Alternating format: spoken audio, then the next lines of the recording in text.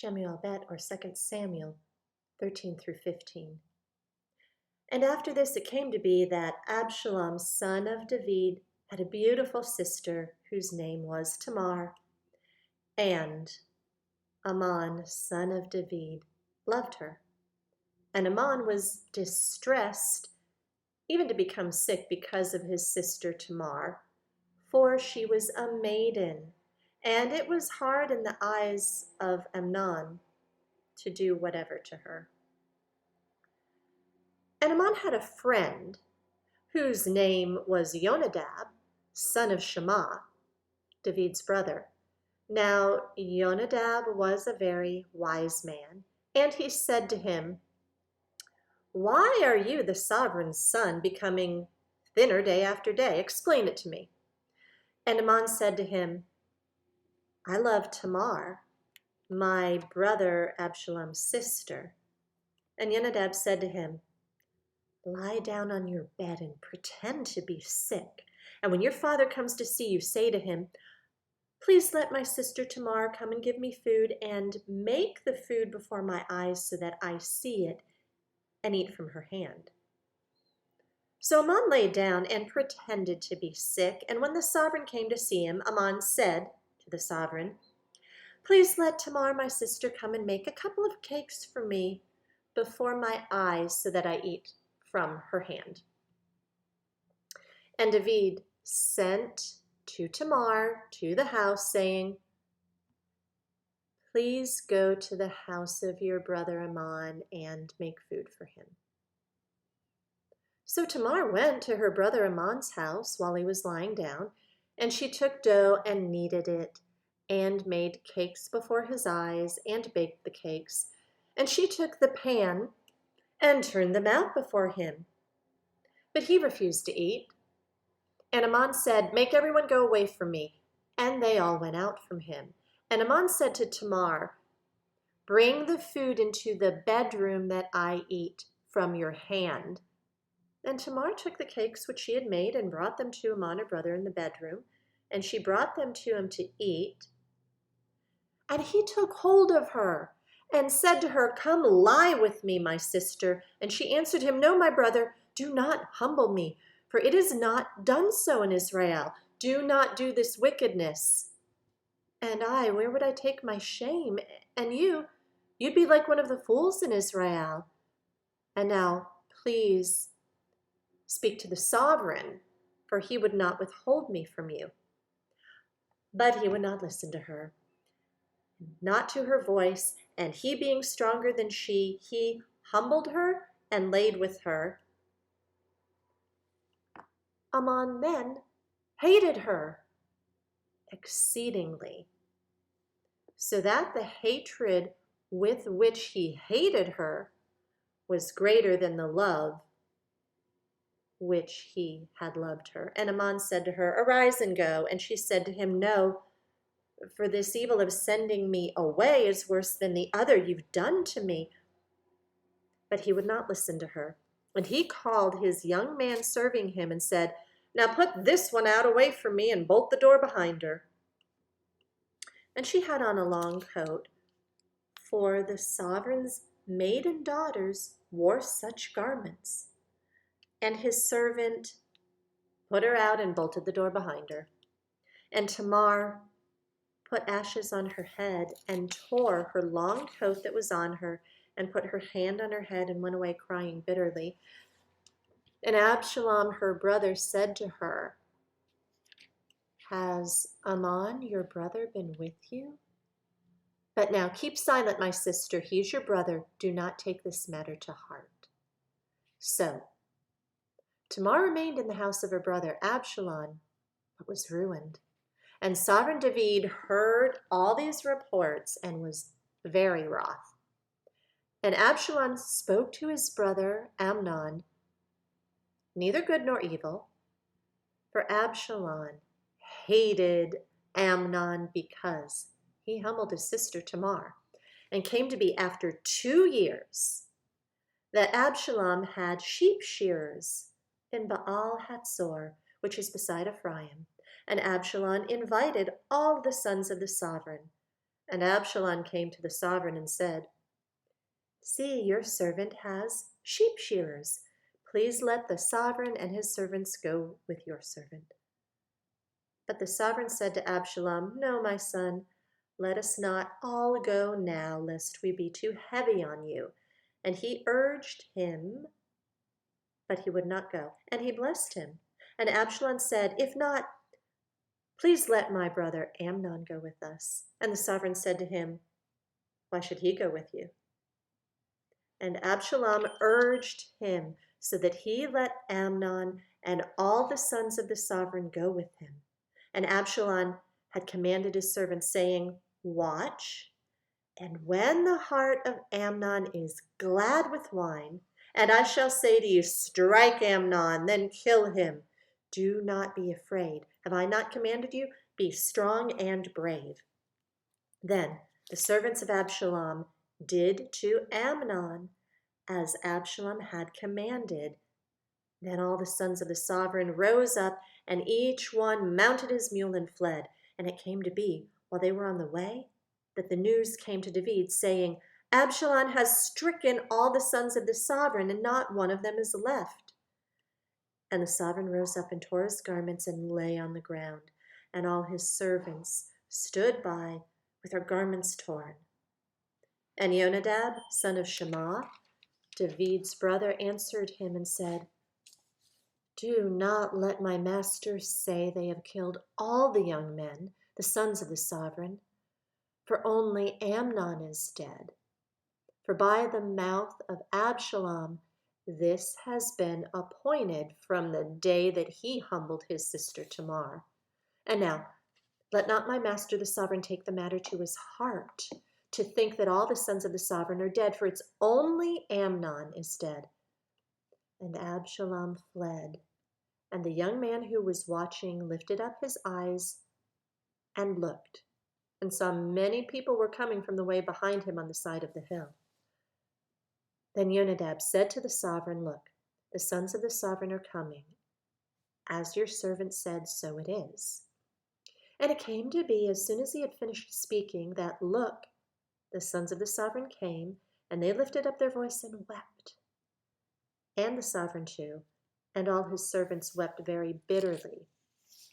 But Absalom fled and went to Talmai, son of Ammihud, sovereign of Geshur. And David mourned for his son all the days. So Absalom fled and went to Geshur and was there for 3 years. Sovereign David then longed to go to Absalom, for he had been comforted concerning Amnon because he was dead. Chapter 14. And Joab, son of Zeruiah, knew that the heart of the sovereign was towards Absalom. And Joab sent to Tekoa and brought from there a wise woman and said to her, "Please pretend to be a mourner and put on mourning garments. And do not anoint yourself with oil, but act like a woman who's been mourning a long time for the dead. Then you shall go to the sovereign and speak to him according to this word." And Joab put the words in her mouth. And when the woman of Tekoa spoke to the sovereign, she fell on her face to the ground and did obeisance and said, "Save, O sovereign." And the sovereign said to her, "What's your trouble?" And she answered, "Truly, I am a widow and my husband is dead. And your female servant had 2 sons, and the 2 fought with each other in the field, and there was no one to part them. But the one struck the other and killed him. And see, the entire clan has risen up against your female servant and said, 'Give him who struck his brother, so that we put him to death for the life of his brother whom he killed, and destroy the heir also.' Thus they would extinguish my burning coal that's left, and leave to my husband neither name nor remnant on the earth."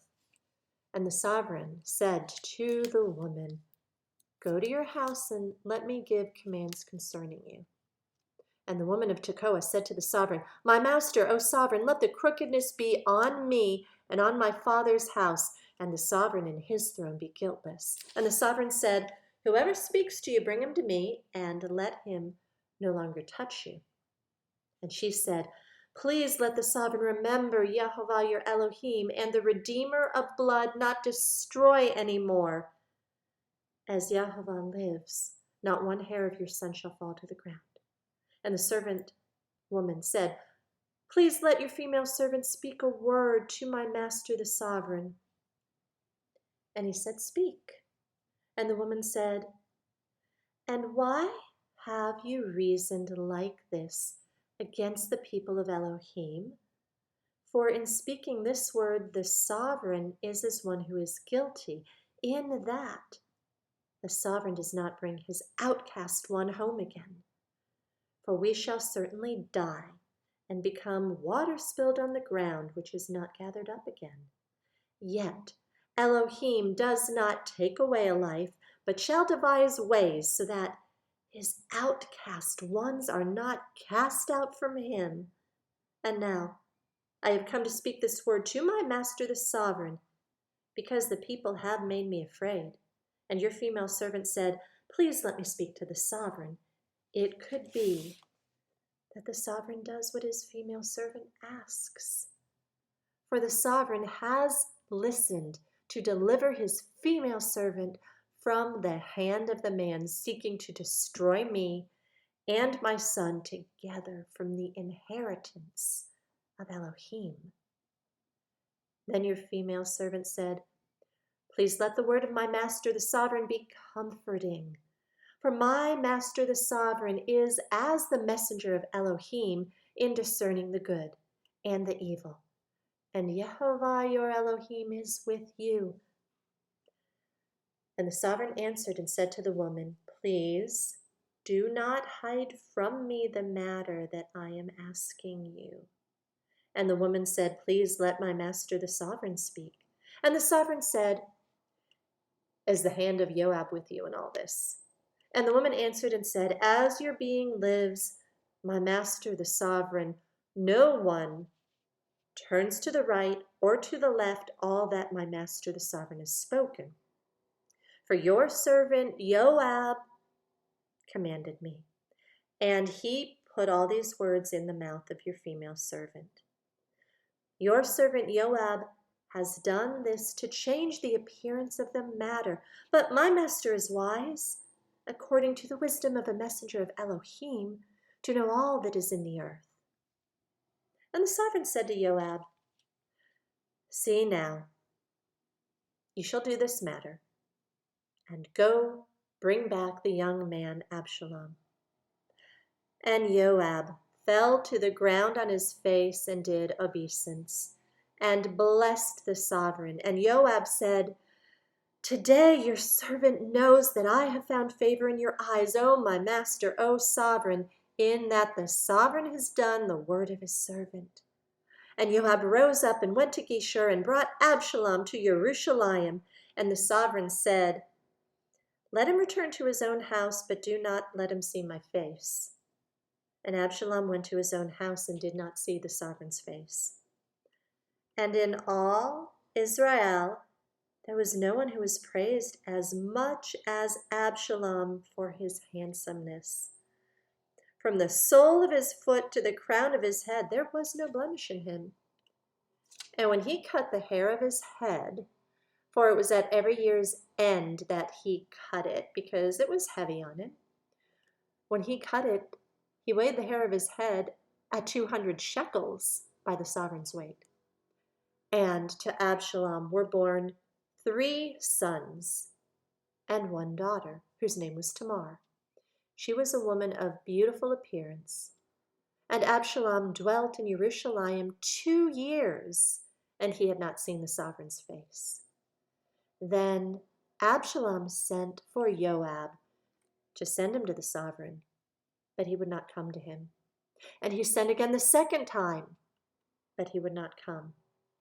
And he said to his servants, See, Joab's field is near mine, and he has barley there. Go set it on fire."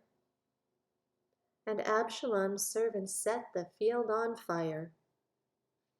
Then Joab rose up and came to the house of Absalom and said to him, "Why have your servants set my field on fire?"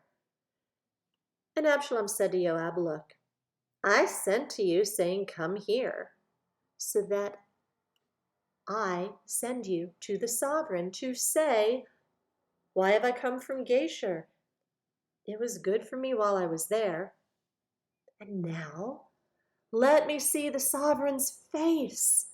And if there is any crookedness in me, then you shall put me to death.'" Joab then went to the sovereign and informed him, and he called for Absalom.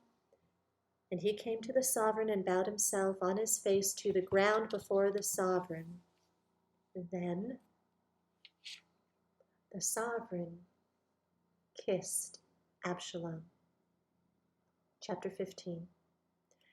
And it came to be after this that Absalom prepared a chariot and horses for himself, and 50 men to run before him.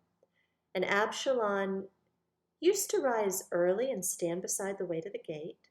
And it came to be whenever anyone who had a complaint came to the sovereign for a right ruling, that Absalom would call to him and say, "What city are you from?" And when he said, "Your servant is from such and such a tribe of Israel," then Absalom would say to him, "Look, your matters are good and right, but you have nobody from the sovereign to hear you." And Absalom would say, "Oh, that I were made judge in the land, and everyone who has a complaint or case would come to me, and I shall let right be done to him." And it came to be whenever anyone came near him to bow down to him, that he would put out his hand and take hold of him and kiss him. And Absalom did this to all Israel who came to the sovereign for right ruling. And Absalom stole the hearts of the men of Israel. And it came to be at the end of 40 years that Absalom said to the sovereign, "Please let me go to Hebron and pay the vow which I vowed to Jehovah. For your servant vowed a vow while I dwelt at Geshur in Aram, saying, 'If Jehovah indeed bring me back to Jerusalem, then I shall serve Jehovah.'" And the sovereign said to him, "Go in peace." And he rose up and went to Hebron. But Absalom sent spies throughout all the tribes of Israel, saying, "As soon as you hear the voice of the shofar, then you shall say, 'Absalom is sovereign in Hebron.'" And with Absalom went 200 men from Jerusalem who were invited, and they went along unsuspectingly and did not know the matter at all. Absalom also sent for Ahithophel, the Gilonite, counselor of David, from his city, from Gilo, while he slaughtered slaughterings. And it came to be that the conspiracy became potent, for the people with Absalom kept increasing. Then a messenger came to David, saying, "The hearts of the men of Israel are with Absalom." And David said to all his servants who were with him at Jerusalem, "Rise up and let us flee, for none of us shall escape from Absalom. Go in haste, lest he overtake us quickly and bring evil upon us, and strike the city with the edge of the sword." And the sovereign's servants said to the sovereign, "Look, your servants shall do according to all my master the sovereign chooses." And the sovereign went out, and all his household at his feet. But the sovereign left 10 women, concubines, to look after the house. So the sovereign went out, and all the people at his feet, and they stood still at the last house. And all his servants were passing on at the side, and all the Kerethites, and all the Pelethites, and all the Gittites, 600 men who had followed him from Gath, were passing over before the sovereign. And the sovereign said to Ittai the Gittite, "Why do you go, you also with us? Turn back and remain with the sovereign, for you are a foreigner, and also an exile from your own place." You came yesterday, and should I today make you wander up and down with us when I am going wherever I'm going? Return and take your brothers back. Loving commitment and truth be with you." And Ittai answered the sovereign and said, "As Yehovah lives, and as my master the sovereign lives, in whatever place my master the sovereign is, whether in death or in life, let your servant also be there." Therefore David said to Ittai, "Go and pass over." And Ittai the Gittite and all his men and all the little ones who were with him passed over. And all the land was weeping with a loud voice, and all the people were passing over, and the sovereign himself was passing over the Wadi Kidron, and all the people were passing over toward the way of the wilderness. And see, Tzadok also came, and all the Levites with him, bearing the ark of the covenant of Elohim. And they set down the ark of Elohim. And Abiathar went up until all the people completed the passing over from the city. And the sovereign said to Tzadok, "Take the ark of Elohim back to the city. If I find favor in the eyes of Yehovah, then he shall bring me back and show me both it and his dwelling. But if he says thus, I've not delighted in you, here I am. Let him do to me as seems good in his eyes." And the sovereign said to Tzadok the priest, "Are you not a seer? Return to the city in peace, and your 2 sons with you, Ahimaaz your son, and Jehonathan son of Abiathar. See, I'm waiting in the desert plains of the wilderness until word comes from you to inform me."